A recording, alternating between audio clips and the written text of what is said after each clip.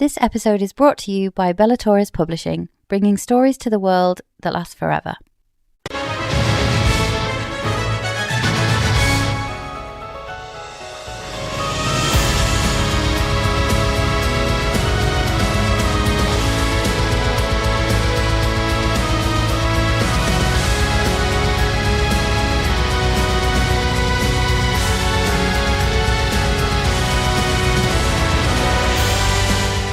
Hello and welcome to Faithfully Fantasy, The husband and wife podcast talking all things fantasy fiction. I'm JC. And I'm Sian. And today, Sean will be convincing me to read her favorite book of 2025. Maybe even ever.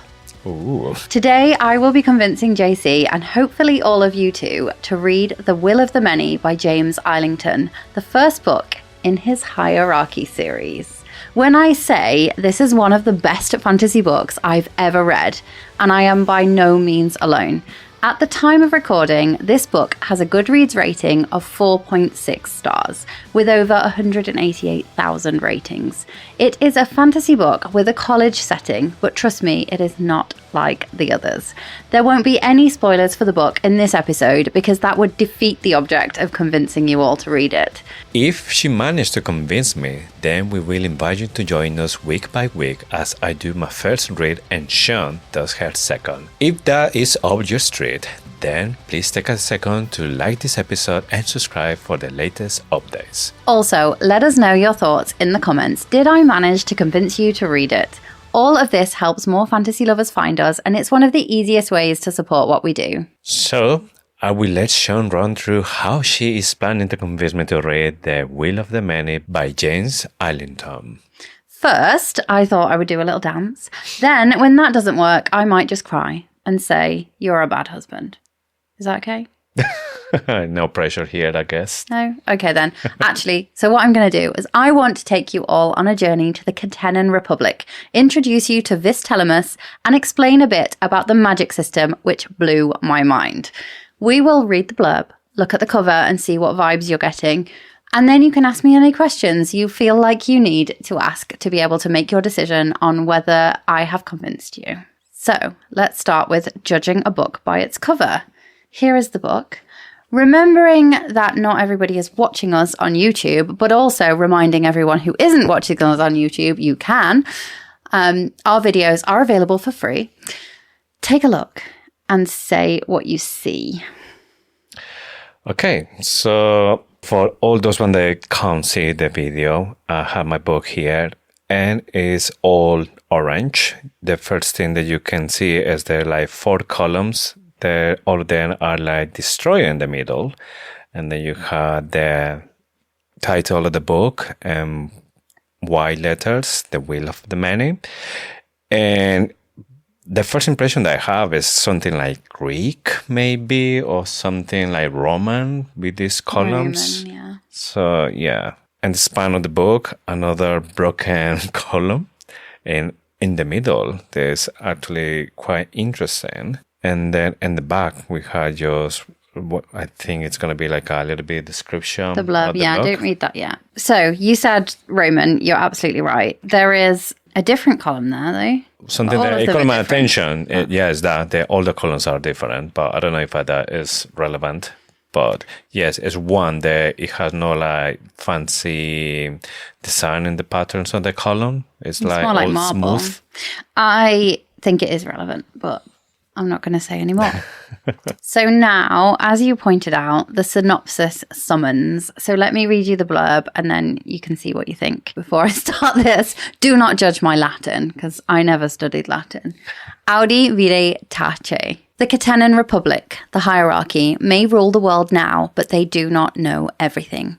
I tell them my name is Vis Telemus. I tell them I was orphaned after a tragic accident 3 years ago, and that good fortune alone has led to my acceptance into their most prestigious school. I tell them that once I graduate, I will gladly join the rest of civilized society in allowing my strength, my drive, and my focus, what they call will, to be leached away and added to the power of those above me, as millions already do, as all must eventually do. I tell them that I belong and they believe me.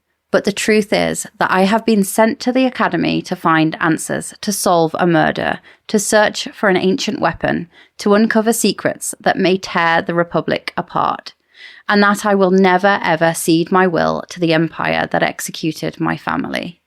To survive, though, I will still have to rise through the academy's ranks. I will have to smile and make friends and pretend to be one of them and win. Because if I cannot, then those who want to control me, who know my real name, will no longer have any use for me. And if the hierarchy finds out who I truly am, they will kill me. Is that what you expected? So, I know you said you're getting Roman vibes, but this is definitely fantasy. This is high fantasy. So this is taking you out of this world into another one that is very based on a kind of Roman civilization. From that, what did you get?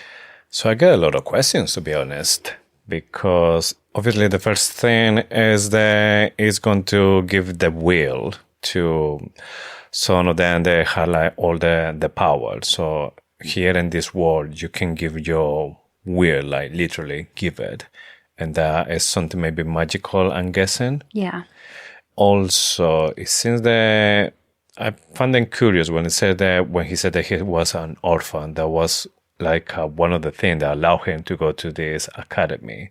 So what is this academy about? Because why that would be like something that is in his advantage. Mm. And of course, by the end, when he said that if they find out who he actually is, they will kill him. So obviously, I start to guessing that maybe his family die because this academy or the people who are empowered, they didn't like it for a specific reason. They will kill, and they didn't know they had this child, I guess. Or it's the first vibes that I'm getting. Yeah, it's cool. I mean, you've picked up quite a lot of it already.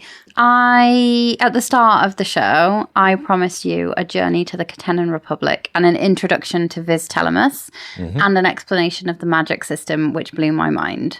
So, going into the realm revealed, the setting and socio-political structure, as you have correctly identified, is heavily inspired by the Roman Republic. We visit multiple parts of the Catenan Republic throughout the book, with my favourite parts taking place at the Catenan Academy, which is obviously mentioned in the blurb. It's a college for the kids of the elite and powerful, in the hopes that they're training the next generation of leaders of the hierarchy. So that isn't a spoiler, but there's a way that he gets in there, and it's not a conventional route. We get to travel around the Republic, so we visit several different places, but they are all ruled by the hierarchy. Yeah, I don't want to say too much more. There is a map in the front of the book. We're not going to go into that, but there's multiple places. In fact, there's two maps because it shows you. So we're talking about like Roman-like. No, they're actually Romans. No. This is a completely totally different. World. Yes. Okay. It's completely different. It's just that you can see that there's been a Latin influence. Yeah. The civilization that is most closely comparable to this fantasy book would be a Roman situation. Yes. And I honestly, so the reason I read this was for an in-person book club, the book club that I do with Waterstones in Leamington. It is not one that I would have picked up because I'd have seen the Roman columns and I'd have been like, oh, it's historical fiction. Absolutely not. This is the best fantasy book I've ever read. And that's saying something. So can you say a little bit about this magic? Like every single one who lives in the world, they have magic, or it's just a few they had this? Because they're talking about giving the will. So it's something that it seems that every single one has at least the will. But I don't know if this can manifest in a magical way, or so I can give you a magic system 101. The magic system in the Will of the Many centers on a force called the will. So will represents a person's drive, a person's focus, a person's energy, and it can be shared or taken between people in a strict hierarchy. So think of a pyramid. Yeah. Those at the top gain more power, both physical and magical.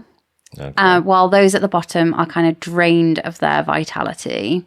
So the use and control of will are like tightly regulated by the hierarchy, especially at the academy. Will is used for all sorts of really cool things.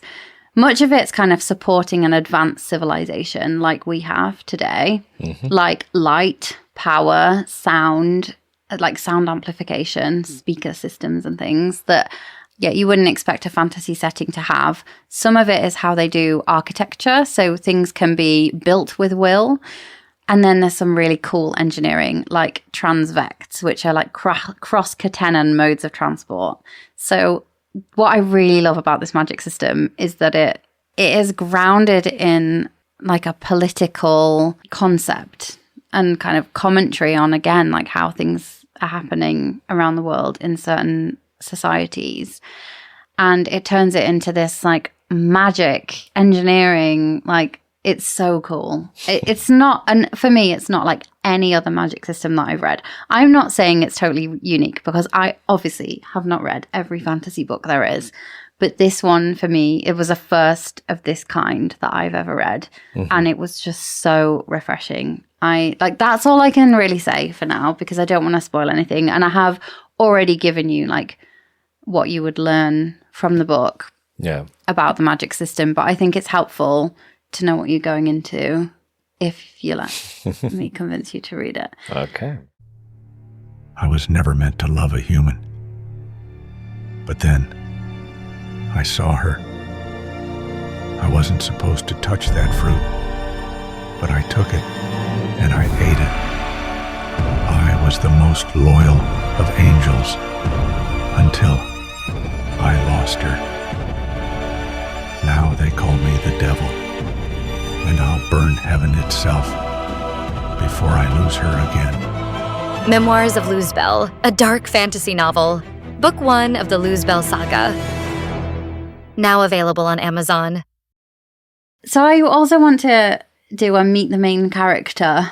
So we see the story through the eyes of Vis Telemus, as you found out in the blurb. Yes. He is our first male main character narrator that isn't part of a dual POV in the books that we've been reading together on this so far. He's an orphan, obviously, having lost his parents to kind of the brutal formation of the Catenan Republic.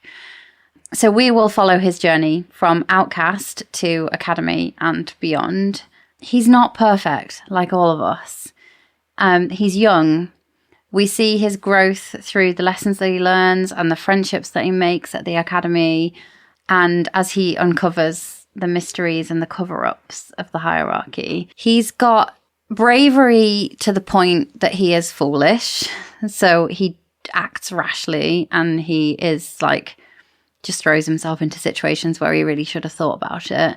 You get like a growth in terms of how his strength, and you get a growth in terms of his understanding. And I just like absolutely was not ready. This book is how many pages? Nearly 700 pages, and it's quite small writing. And I was not ready to leave. I also have not started the second book, which the second book is out already, in the hopes that we can read this together, theorize about what's going to happen, and then read the next book. So, okay, a little bit more the pressure here. Well, no pressure, because I'll just, if you say no, I'm just going to go away and straight away read it, because I cannot wait to find out what happens next. It's taken a lot of willpower, not to. How young is the main character? Because if I go to academy, are we talking about like 20s or Harry Potter age? He is 17 at the start of The Will of the Many, and he is 18 at the end of The Will of the Many. Is that long, the book? Well, he has a birthday, basically. Yeah. Or he doesn't really have, I'm not going to say. There's something about his birthday. Okay, so I think it's time for the fantasy fine print. So this is the part of the show where I give you all the disclaimers. Honestly, there is really nothing that I didn't like about this book in my first read. But I do want to warn you that it is not romantasy. While we love romantasy, we don't ever restrict ourselves to one subgenre of fantasy. There is a romance subplot, but it is by no means the central theme of the book. This is the first book in a trilogy. The second book, The Strength of the Few, is out already. And James Islington has just announced the title of the third and final installment, The Justice of the One. I love the progression of these titles, by the way. There is still no date for publication for the final book, but from what I have seen, I expect it to be around early 2027. Just saying that because some people don't necessarily want to start reading a series that hasn't finished yet. We bloody love that though, because that's the best thing. You can start to speculate and be wildly wrong and just have a bit of fun with it. So those are my main disclaimers. It is a high fantasy, and yeah, I'm ready for a high fantasy to deep dive. Yeah, obviously we like romantasy. Love romantasy. Yes, so it has been basically our thing for the last year and a half in the podcast. But we just recently, we did a new episode with A Wrinkle in Time. There was something completely different. And I felt that was a little bit refreshing for like something completely different. So the fact that this book is no romantasy is not something that's going to be an obstacle for me to fully enjoy the plot and everything that you're saying. I know this book has been something really important for you. This is the very first time when I start to see more details about this book. The only thing that you haven't told me so far is that has been the best book that you have read so far. Mm-hmm. And after reading all the books that we've been reading together and the podcast, that has been a big statement. I really trust your taste. What if you hate it? You won't. Yes. I have recommended this to anyone who stood still long enough in my presence. It's a big chunk of book. I think it's more than 200,000 words or something like this. Yeah, because they're really tiny. Please don't be put off by the tiny print. Like, if you want, listen to the audiobook. The audiobook is great. Yeah. Okay, so do you have any questions? Anything that you need to ask before you give us your verdict? So far, the books that we've been like deep diving and doing read along, they've been so good. They managed to get maybe like a movie. A series. I forgot to mention that. James Islington has just signed a movie deal for The Will of the Many. So it's that good. It is going to be a movie or something. Yeah, and I think this is going to be an incredible movie. And like, this is big claims, but like Lord of the Rings and 300 and like those epic ones. Yes. It's going to be one of those. And I think it's going to convince more people who don't like reading to read. I have so much confidence. If they do this well, it's going to be good. Okay. So we know now that this book is not something that you will consider spicy. So maybe from 1 to 3 chiles, the number of people would be just 1 or 0. 0, yeah. What about violence? Is it a book? Yeah, it's gory. It's quite gory. There's a lot of fighting. Yeah, because if it's kind of like a Roman theme that's going to say that, I'm expecting maybe some fights. No, it's not. So it's not like, I wouldn't describe it as battle. It's not battles. It's more like murders, maybe. There's fights and gore and stuff, but not battles. And I don't want to ruin it. But yeah, it's not like epic battles. Yeah. If this book was an animal, how you describe it, what you say it will be? A lion. A lion. I like it. What about the magic system? What's the thing they like you the most, or they make you think they're so different to other books?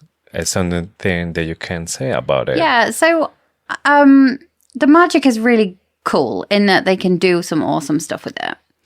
But what is really different is where it comes from.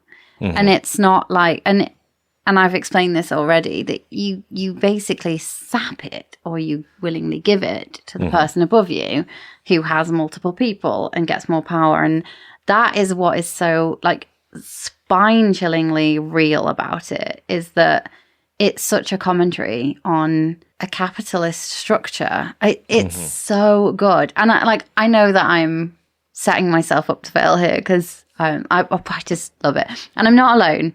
My book club is some of them listen and they won't mind me saying this, but we have quite high standards for books.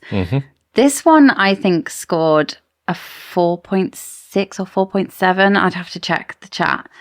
That is, for about 25 members, that is incredibly good. Like, there was like maybe one or two people stand out that didn't like it. Everybody else was like, yeah, this is amazing. Obviously. So I did bring up the average because I gave it a 6-star because I would give this a 6-star, but I don't know if they even counted that. So yeah, I'm not alone in loving it. So I do feel confident that you will like it. Okay. Okay, it's time for the verdict.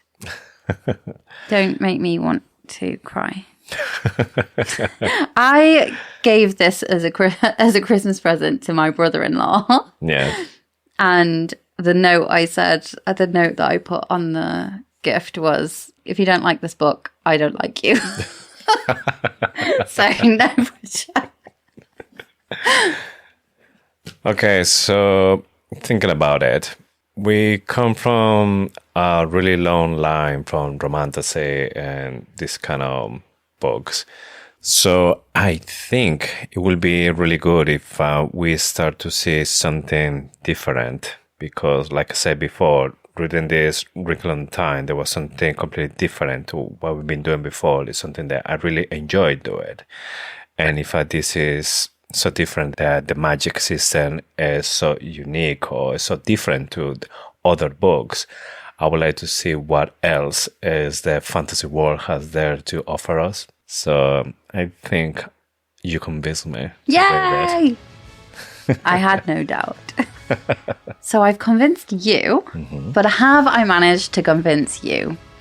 Please comment below to let us know whether I have managed to convince you to read the book. If I have, then why not read along with us? Keep an eye out for the episode schedule, which will set out which chapters we're covering each week, starting next week. And with this, we have just one more thing to say. Thank you for listening to Faithfully Fantasy, the husband and wife podcast talking all things fantasy fiction. We'll see you next week for a brand new season, and we will start with The Will of the Many. And of course, we'll be here for more Faithfully Fantasy. Bye!